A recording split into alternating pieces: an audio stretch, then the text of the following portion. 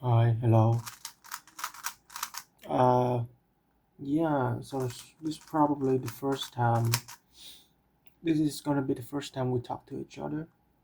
So, um, yeah, I'm not good at first impression, but yeah, I figured for the first video, we would do a little bit of an introduction. I'll talk more about myself, and then um, later I would like to talk more about probably more about philosophy, more about you know self-help, quote unquote, and all that stuff. But yeah, but for now, we'll do a little introduction, a little background check on me to to get to know each other better. So how did this started? Yeah, so the other day I would just figured I kind of want to talk and think along with myself. And also, I like solving Rubik's Cube. And on top of that, I kind of interested in making a YouTube video. So here we are. Yeah, so just for background noises, I'm gonna be randomly scramble my cube. It's not like following an algorithm or like I'm not gonna have a speed cubing timer, but just something to get my hand busy. Okay, okay, so introduction, huh? So let's start from when I was a young lad, young little lad. So I am, should say my name. You can call me Dian, Dian. I think that's somewhat of how you can pronounce my name in Vietnamese. I am Vietnamese, and yeah, I think that's messed up. Anyways, yeah, let's start from when I was a young little lad. So I grew up in like an outskirt of the city, outskirt of Ho Chi Minh City. So I'm not. I wouldn't say I'm like urban or uh, kind of live away from the city per se. But where I live is not very busy. It's not like skyscraper everywhere. High buildings and all that stuff. Mostly they are just wait, what do they call 'em? Pubs? Yeah, mostly they're pubs and little family restaurant everywhere, little street where there are a lot of street vendors, and that's kind of the vibe that my city that I grew up in portrayed. Yeah, I grew up in a somewhat wealthy family, I would say, with my dad doing pretty well because he's a doctor, and with my mom having a stable job being an normal office worker. Yeah, and I grew up with my sister, which is 3 years older than me. Mm, I think very big part of my personality is gaming, because I think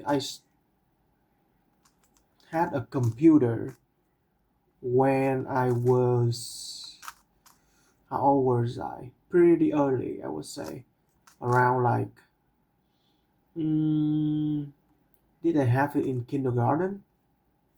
I think I did have my a computer in kindergarten. So let's say when I was like 4 or 5, I think that sounds correct.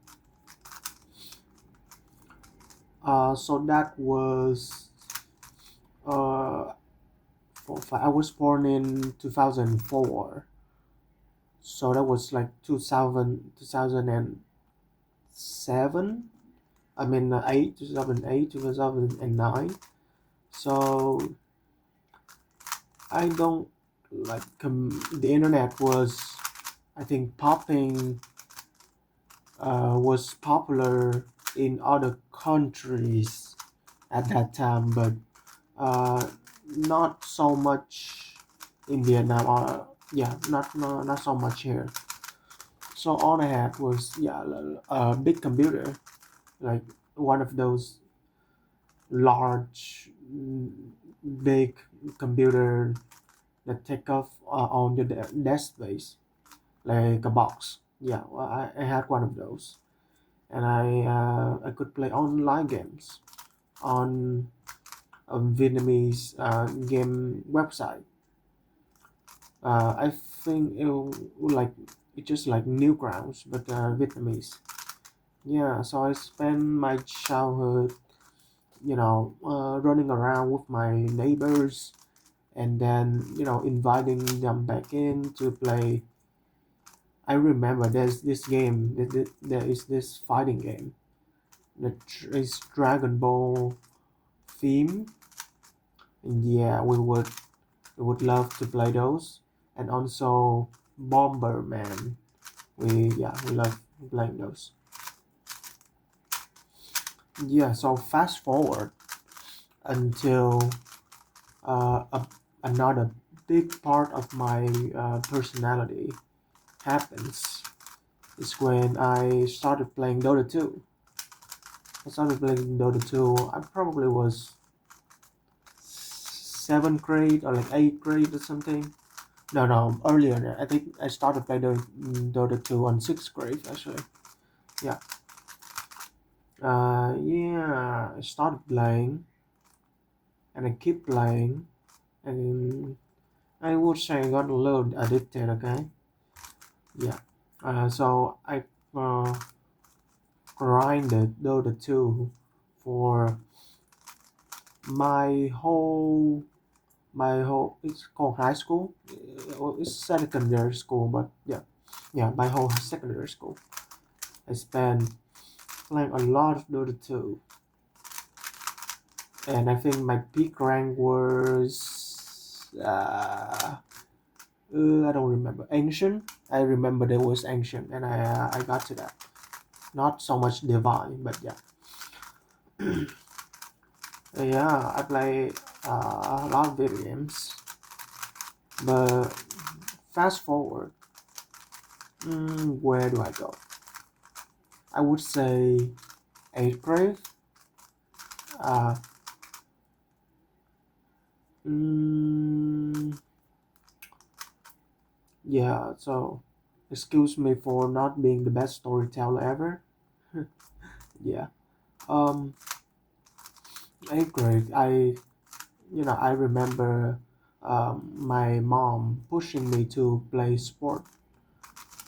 So I so I started choosing what sport do I want to play. And at first, I was interested in what was it? Uh, what is it called? I don't know what is it called. Like the Japanese like throw you down and stuff. What is it called? Uh, the one where they pick you up and then they throw you everywhere. Anyways, yeah. So we started to like look around for a sport, and yeah, at that time there wasn't any like coaches or like, any classes open. So I settled with badminton. Badminton is something that I played a lot with my aunt when I was young. So I enjoy the game. So start going to classes,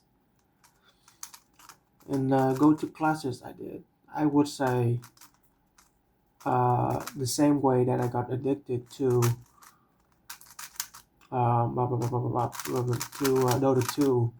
I love badminton. I enjoy so much. Actually, reason that motivate me to go to badminton classes so much is coincidentally when I started going, there was a girl from my school that started going, and she recognized me and we started talking, and she was, let me tell you, she was really pretty, she was really cute, and um 14-year-old 13-year-old me, I had a little crush. So I would really look forward to going to class after my school is over. Um, okay. Um, yeah, I just remembered I skipped of how I discover speed cubing and playing Rubiks and all that stuff. So first time that I saw a Rubik's cube is when I was in fourth grade. So like I was 10. Is that right? That sounds right. Yeah, I was 10, and there's this kid in my class that knows how to solve a Rubik's cube, and I see that that's pretty interesting. That looks pretty cool, and I think he had one of those, speed cubes that solve very smoothly, turn very smoothly, and it's not like the other shitty cubes that I always had as a kid. So I saw him do it, and he asked if I wanted to learn it from him. I said yeah, and then he started trying to teach me. I watched a couple of YouTube videos and stuff, and started to get the hang of it. So yeah, that's where it started. We become pretty good friends. We would play Rubik's at recess, and we had a good time. So yeah, I would try to improve my speed cubing on and off. I would say it's not like I grind it a lot, but when I feel like it, I would look up how to be faster. Yeah, I look for ways to like improve my time, and I think my best. I messed up. I think if I remember correctly, my best time was like sub 40, so like 30 something seconds is my best time. Yeah. Anyways, so that's how I discovered cubing. But yeah, I think cubing was always like in the background of my interest. It's not so much like badminton or like playing Dota 2, but it's still kind of a cool hobby. I think. Let's see, what should I bring up here? Okay, so let's talk about a transition from secondary school to high school. So I don't know if you have this like where you're watching, but in Vietnamese, I mean in Vietnam, wherever you go from secondary school to a new high school. So from from a ninth grade to 10th grade, you got to do an entrance exam for the school that you want to go to, and some school are, I would say, quote unquote better than the other. Yeah, some school are better than the other, and uh, that's what my kids in my class are doing. They are studying for the entrance exam. But me, on the other hand, my sister was sent to not a public school, a private school. Is that what you call it? I'm not sure. Private school, okay. Sent to a private school where she would stay at school, like stay at school for the whole week, and then go home for the weekend, go all day for the weekend. And the school was like popular for being able to send kids in very good university. So that's what their selling point is. And for a little bit of context, school would be referred to as like a prison. But yeah, that's what people say. That's the gossip. But yeah, so my dad also intend to send me there because it works. It's kind of works, and my sister's already studying, so that was the plan. So fast forward, um, I took the entrance exam like normal, like not expecting to needing to met any expectation of scoring a certain score in order to go to a certain school because yeah. um what next yeah, fast forward. uh so in the school, this quote unquote prison that I'm talking about have a summer like period where you uh kind of like an internship. I think that's a decent analogy. Kind of internship where you go in, you like study, they see what's your attitude like, and let's say if your tutor doesn't match, you cannot follow the courses, they wouldn't take you in. So yeah, so I there for like a week, and I think that's like the very first time I spend time to think about stuff because I grow up with a lot of technology. So when I go to bed, I would be playing music or like fall asleep to a video. So when I was there, it's not like nothing to distract me. And so I spend my night there, most of my night there in a week, thinking about life and thinking about stuff. And previously, I do have a passion in playing badminton. Like I wanted to become a professional athlete, playing badminton for a living. Uh, and um, and I'm like sitting there on my bed in the school dorm room, and just thinking about my dream and how I'm gonna exercise. I'm gonna go to a lot of badminton classes. I'm gonna train really hard. I'm gonna go to tournaments, and I would try to be an athlete. But uh, being in this low restrictive environment where I realize I cannot wake up early and go for a run, for example. That's what I wanted to do. Like there's no gym at my there's no gym at that school. There's a pool though, so that's pretty cool. But that's besides the point.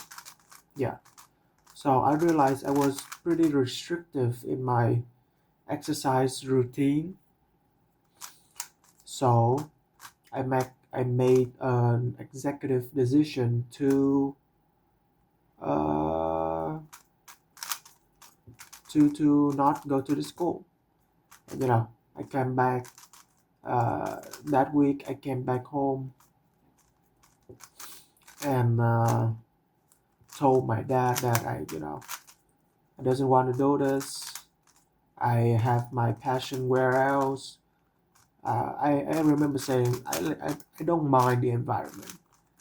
Like I don't mind having no technology, and I don't mind pushing all my focus into studying. But I made a decision to try to follow my passion, and that's what I that's the conclusion I came to.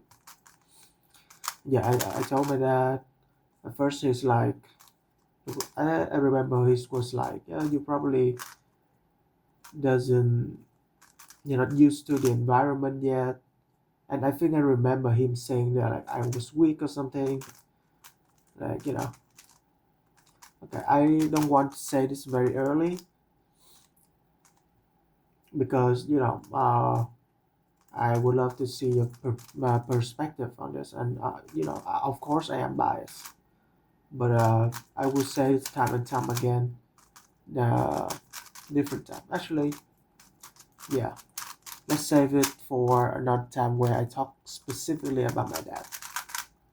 Let's save that for another time. But yeah, anyways, so like I throw a fit, uh, basically, yeah, I throw a fit, and then yeah, my father conceded. I doesn't have to go to the school anymore, and very luckily, um, my mom applied to a public school as like a backup because why not, right? And yeah, she did. And I have another option. So okay, there was this kid that I get to know when the 1 week I was in the private school, and he doesn't like being there, so he wanted out just like me. But unfortunately, he hadn't like applied his stuff to a different like public school, and it was too late, so he was stuck there, which is so sad, so freaking sad. I wonder what he's doing now. But yeah, I remember that's actually that was really tragic. Okay, anyways, yeah, I go to a public school. The school is used to have like I think it was like a top 50 school in my country or something, and it have a reputation. But it wasn't when I uh, my year. It wasn't that hard to get in. Yeah, my grades weren't great, but yeah, I barely passed by. I barely got enough to go in the school. And yeah, my high school year started pretty normal. I tried to practice badminton a lot, and so got sucked in volleyball. I think that's a story for a different day. And yeah, that's when COVID happened. And maybe talk about like how COVID affect my badminton and my life a different time. But right now, let's fast forward to my last year of high school. So last year of high school, I went out of 11th grade with a little existential crisis. Like I didn't know what I wanted to do with my life. There's a lot of like unprocessed emotion that I don't know how to deal with, and I feel like I need to make a decision or my life is gonna go to waste. So what I did was I flipped a coin to decide uh, which university I was gonna attend. So my two option was being a doctor like my dad is, and being a physics teacher. Like go to what's the school called? Like a sports school basically, and maybe become like a no, not physics. Did I say a physics teacher? No, a PE teacher. Okay, yeah, yeah. So I flipped coin. I remember I was listening to Hamze by I don't know remember the artist's name actually, but yeah, you probably would recognize the name of the song is pretty popular. Hamse, and yeah, I flip a coin and I it landed on doctor. I would uh, I would try to become a doctor. And yeah, so that was my decision coming out of 11th grade. And once I made up my mind, I have a clear plan. It was time to try to execute it. And so I have a plan. I have brilliant strategy that is absolutely brilliant. So coming out of 11th grade exam, uh, let's me give you a little context of how entrance exam in university works in Vietnam. In Vietnam. So how it works is everyone take a graduating exam for graduating high school,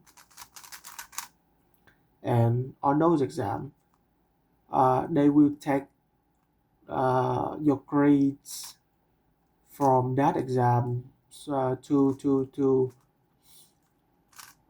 as a criteria for you to get into what university. And there was a bunch of different subjects that you can choose from, and three of the subject will make up like a group basically. So for example, biology and chemistry be grouped in as a group, and that's one of the group you can choose to get evaluate uh, on if you want to get into a medical school. Yeah, and that's how it works. And okay, here's the thing about the entrance exam. They are repeating every year. So every year they have uh, every year it happens. They have a lot of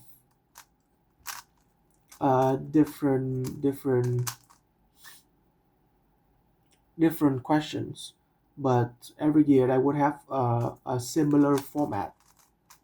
So what people do is uh, they collect all of these like exams from previous year.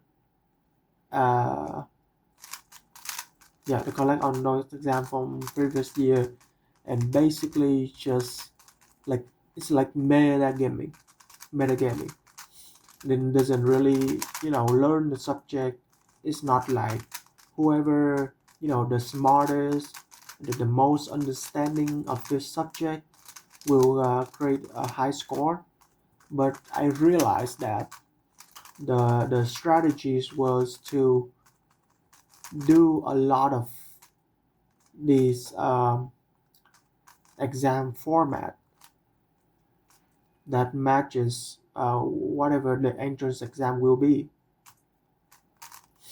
So uh, I had a plan to hire a private tutor that specialize in teaching this stuff. So like they have a lot of record of what's the exam, what those exam are. Also, I'm messing up. Okay, record of what those exam are, and yeah, they would teach me. And I think one big advantage that I had was I started very early. I started as soon as summer begins. No, before summer begins. Basically, I started so early to give myself an edge. So for context, I'm not a very good student all year round. Definitely not a good student at all. My only specialty was English in school. But yeah, I'm very bad student. I'm a very bad learner, and basically I doesn't care about school at all up until that point. And yeah, uh, that's my strategy to get into med school, competing with a lot of smarter kids who learn better, being able to have a lot of experience learning, and yeah, basically just care more about learning throughout their life. So like they have, for say, like 10 year like 5 to 10 years of learning experience, whereas I have 10 years of neglected learning. But and another advantage I have was, um,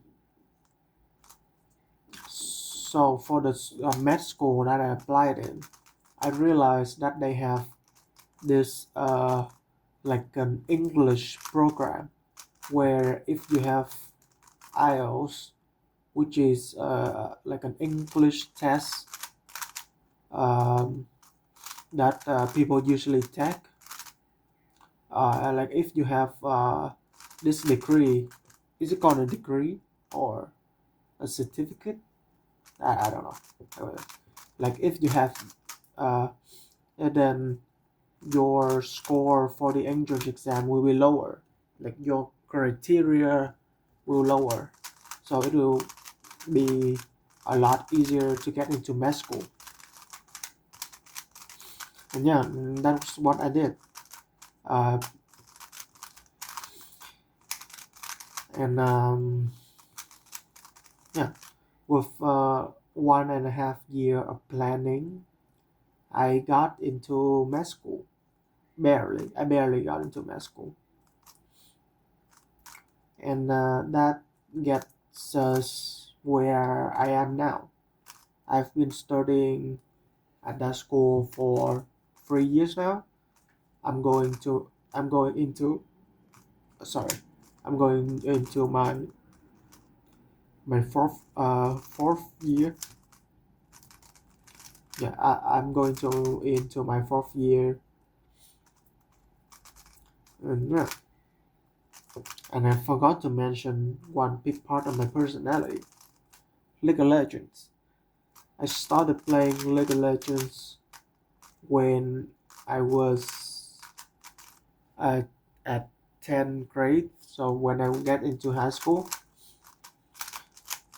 because I had friends there, and then one day we go to an internet cafe, and they like a BC bank, and introduced me to League of Legends. Instead of playing Dota 2 anymore, I would grind one League of Legends and two TFT. That's the two thing I would play a lot. But yeah, I think I will leave League of Legends at that and save it for another video because I have a lot to talk about League of Legends and also Dota 2. Yeah, and this is where I'm now. Uh, Currently I am in like a summer break. School will start in like a couple of weeks. So I had some free time. I say, well, why not? Maybe make a YouTube video with not so much effort, and yeah, and then just basically see how it will do. And yeah, how long has it been? I've been yapping. I've been yapping away. 35 minutes. So yeah, let's talk a little bit about the YouTube video and the channel. So I have no clue what I'm doing.